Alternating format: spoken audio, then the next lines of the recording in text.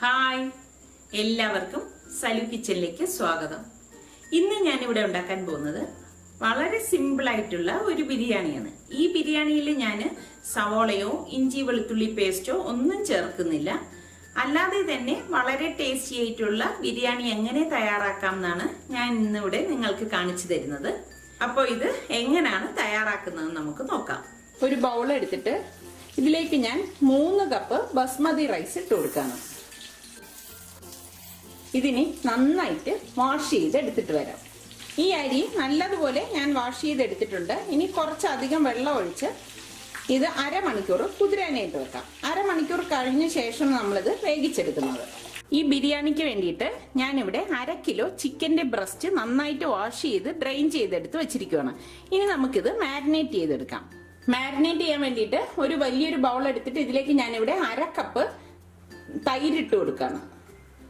ഇത് ഞാൻ വീട്ടിൽ തന്നെ ഉണ്ടാക്കിയെടുത്ത തൈരാണ്.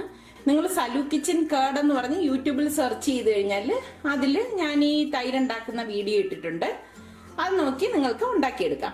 പിന്നെ ഇതിലേക്ക് 1/2 കപ്പോളം മല്ലിയില ചെറുതായിട്ട് അരിഞ്ഞ് ഇട്ട് കൊടുക്കാം.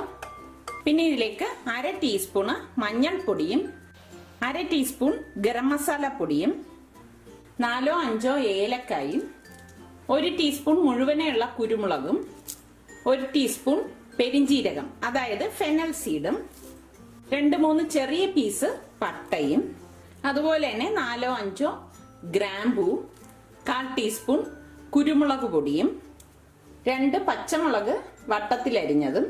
ഇതൊക്കെ നിങ്ങളുടെ എരിവിന് ആവശ്യത്തിന് ചേർത്താൽ മതി കേട്ടോ. പാകത്തിനുള്ള ഉപ്പും ഇട്ട് ഇത് നന്നായിട്ടൊന്ന് മിക്സ് ചെയ്തെടുക്കാം.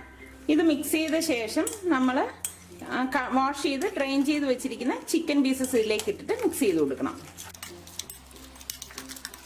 ഇത്രയും മതിയാകും. ഇനി ഈ ചിക്കൻ പീസസ് ഇതിലേക്ക് ഇട്ടിട്ട് നന്നായിട്ടൊന്ന് മിക്സ് ചെയ്തെടുക്കണം.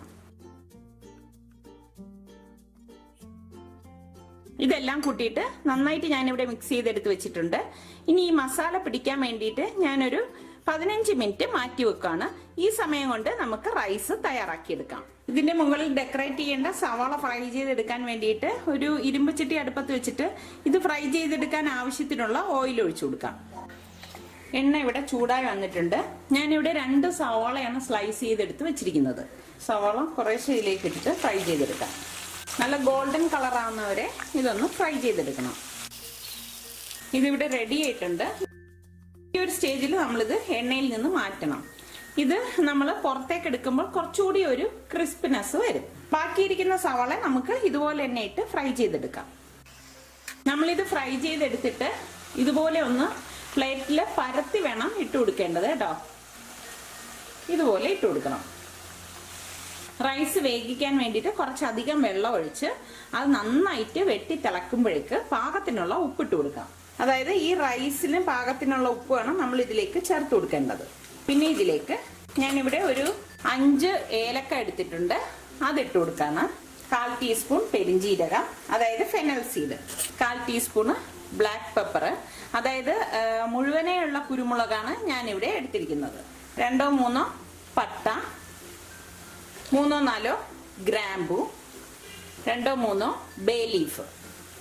പിന്നെ ഇതിലേക്ക് വാഷ് ചെയ്ത് ഡ്രെയിൻ ചെയ്ത് വെച്ചിരിക്കുന്ന ഈ ബസ്മതി റൈസ് ഇട്ട് കൊടുക്കാം. ഞാനിവിടെ ഇന്ത്യ ഗേറ്റിന്റെ ബസ്മതി റൈസ് ആണ് എടുത്തിരിക്കുന്നത് കേട്ടോ. പലരും എൻ്റെ അടുത്ത് ചോദിക്കാറുണ്ട് ഞാൻ ഏത് ബസ്മതി റൈസ് ആണ് ഉപയോഗിക്കുന്നതെന്ന്. ഇതാണ് അതിന്റെ പാക്കറ്റ് കേട്ടോ. ഇന്ത്യ ഗേറ്റിന്റെ തന്നെ ഒരുപാട് ഐറ്റം ഉണ്ട്. ഈ കളർ വരുന്ന പാക്കറ്റിലുള്ള റൈസാണ് ഞാനിവിടെ ഉപയോഗിച്ചിരിക്കുന്നത്.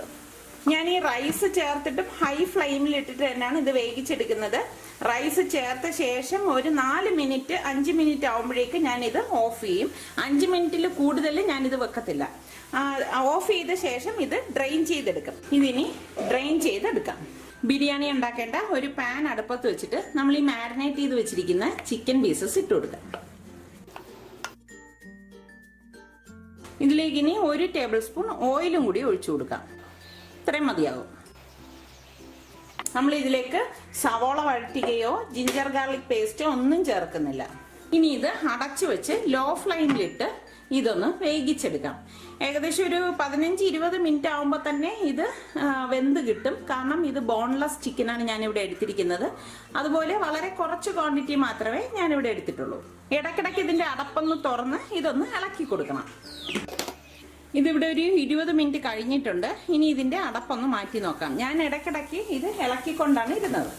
കണ്ടോ, എല്ലാം വറ്റി പാകത്തിന് വെന്ത് വന്നിട്ടുണ്ട്.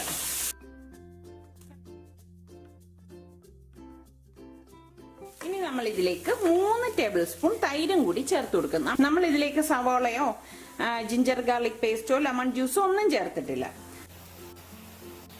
ഇനി ഇത് നന്നായിട്ടൊന്ന് ഇളക്കി കൊടുക്കാം. ഇത്രയും മതിയാകും. ഇനി നമ്മൾ ഈ ചിക്കൻ പീസസ് ഒന്ന് പരത്തി വെച്ച് കൊടുക്കാം. ഇനി ഇതിന് പുറത്തേക്ക് ഡ്രെയിൻ ചെയ്ത് വെച്ചിരിക്കുന്ന റൈസ് ഇട്ട് കൊടുക്കാം. ഫ്ലെയിം നന്നായിട്ട് കുറച്ചിട്ട് വേണം നമ്മൾ ഇനി ഇത് ഇട്ട് കൊടുക്കേണ്ടത്. റൈസിന്റെ പകുതി ഇട്ടിട്ട് ഇതിന് പുറത്തേക്ക് ഫ്രൈ ചെയ്ത് വെച്ചിരിക്കുന്ന സവാളയും കുറച്ച് മല്ലിയിലയും കൂടി വിതറി കൊടുക്കാം. ഇനി ഇതിന് മുകളിലേക്ക് കുറച്ച് പെർമിറ്റഡ് യെല്ലോ ഫുഡ് കളർ ഇട്ട് കൊടുക്കാം. ഇത് ഓപ്ഷണൽ ആണ്, നിങ്ങൾക്ക് ആവശ്യമാണെങ്കിൽ മാത്രം ചേർത്ത് കൊടുത്താൽ മതി. സാഫ്രോൺ ഉണ്ടെങ്കിൽ അതിട്ട് കൊടുത്താലും മതിയാകും. ബാക്കിയിരിക്കുന്ന റൈസും കൂടി ഇതിലേക്ക് ഇട്ട് കൊടുക്കണം. വീണ്ടും ഇതിന് പുറത്തേക്ക് ഫ്രൈ ചെയ്ത സവാളയും മല്ലിയിലയും കൂടി ഇട്ട് കൊടുക്കണം. പിന്നെ ഇതിന് പുറത്തേക്ക് ഞാനിവിടെ നെയ്യല്ല ചേർക്കുന്നത്, നമ്മൾ ഉള്ളി ഫ്രൈ ചെയ്ത ഓയിലില്ലേ, ആ ഓയിൽ 1 ടേബിൾ സ്പൂണോളം വരും. അത് ഇതിന് പുറത്തേക്ക് ഒന്ന് ഒഴിച്ചു കൊടുക്കുകയാണ്.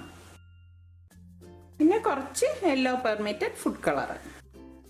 ഇത് ഞാൻ ഫോട്ടോയ്ക്ക് വേണ്ടിയിട്ടാണ് ഞാനിവിടെ ഫുഡ് കളർ യൂസ് ചെയ്യുന്നത്, അല്ലെങ്കിൽ ഞാനിത് ഫുഡ് കളർ യൂസ് ചെയ്യാറില്ല. ഇനി ഈ പാത്രം മൂടി വെച്ചിട്ട് വളരെ ലോ ഫ്ലെയിമിൽ ഇട്ട ശേഷം ഒരു 6 മിനിറ്റ് ഇതൊന്ന് വേവിച്ചെടുക്കാം. 6 മിനിറ്റിന് ശേഷം നമ്മൾ ഗ്യാസ് ഓഫ് ചെയ്തിട്ട് ഒരു 10 മിനിറ്റ് കഴിഞ്ഞ ശേഷം നമുക്കിത് ഓപ്പൺ ചെയ്യുമ്പോഴാണ് നല്ല ഫ്ലേവർ നമുക്കിതിൽ നിന്ന് കിട്ടുന്നത്. പിന്നെ ഇപ്പോൾ ഒരു 5-6 മിനിറ്റ് ആകുമ്പോൾ ഞാനിത് ഓഫ് ചെയ്ത് കൊടുക്കും. ഇതിവിടെ ഒരു 6 മിനിറ്റ് ആയിട്ടുണ്ട്. ഇനി ഞാൻ ഗ്യാസ് ഓഫ് ചെയ്ത് കൊടുക്കുകയാണ്. ഇനി ഞാനിതൊരു 10 മിനിറ്റ് കഴിഞ്ഞ ശേഷമേ ഇതിൻ്റെ അടപ്പ് ഓപ്പൺ ചെയ്യത്തുള്ളൂ. ഇതിവിടെ ഞാൻ ഗ്യാസ് ഓഫ് ചെയ്തിട്ട് 10 മിനിറ്റ് ആയിട്ടുണ്ട്. ഇനി ഞാനിത് ഓപ്പൺ ചെയ്ത് കാണിച്ചു തരാം. നല്ല മണം വരുന്നുണ്ട്. നമ്മളിതൊന്ന് മിക്സ് ചെയ്തിട്ട് വേണം നമ്മൾ പ്ലേറ്റിലേക്ക് സെർവ് ചെയ്യേണ്ടത്. കാരണം ഇതിൻ്റെ മസാലയൊക്കെ അടിയിലല്ലേ കിടക്കുന്നത്. കണ്ടോ, ഞാനിനി ഇതൊരു പ്ലേറ്റിലേക്ക് മാറ്റുവാണ്.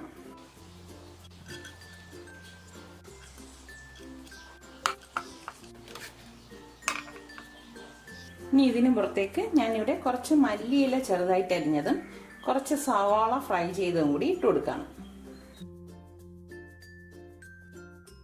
ഇനി ഞാനിതൊന്ന് ടേസ്റ്റ് ചെയ്തിട്ട് പറഞ്ഞുതരാം.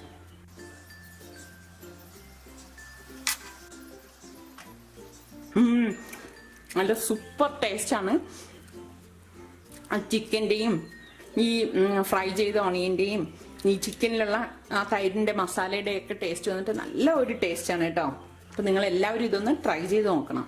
അധികം മസാലയൊന്നും ചേർക്കാതെ തന്നെ വളരെ ടേസ്റ്റി ആയിട്ടുള്ള ബിരിയാണി ഇവിടെ തയ്യാറായിട്ടുണ്ട്. നമ്മൾ ഇതിലേക്ക് സവോളയോ ജിഞ്ചർ ഗാർലിക് പേസ്റ്റോ നെയ്യോ ഒന്നും ചേർത്തിട്ടില്ല. അല്ലാതെ തന്നെ വളരെ ടേസ്റ്റിയാണ് ഈ ബിരിയാണി. നിങ്ങളെല്ലാവരും ഒരു പ്രാവശ്യമെങ്കിലും ഈ ബിരിയാണി ഒന്ന് ട്രൈ ചെയ്ത് നോക്കണം. ട്രൈ ചെയ്ത് നോക്കി നിങ്ങൾക്ക് ഇത് ഇഷ്ടമാണെങ്കിൽ ഇതിൻ്റെ ലിങ്ക് ഷെയർ ചെയ്യുവാനും ലൈക്ക് ചെയ്യുവാനും കമൻറ്റ് ചെയ്യുവാനും മറക്കണ്ട.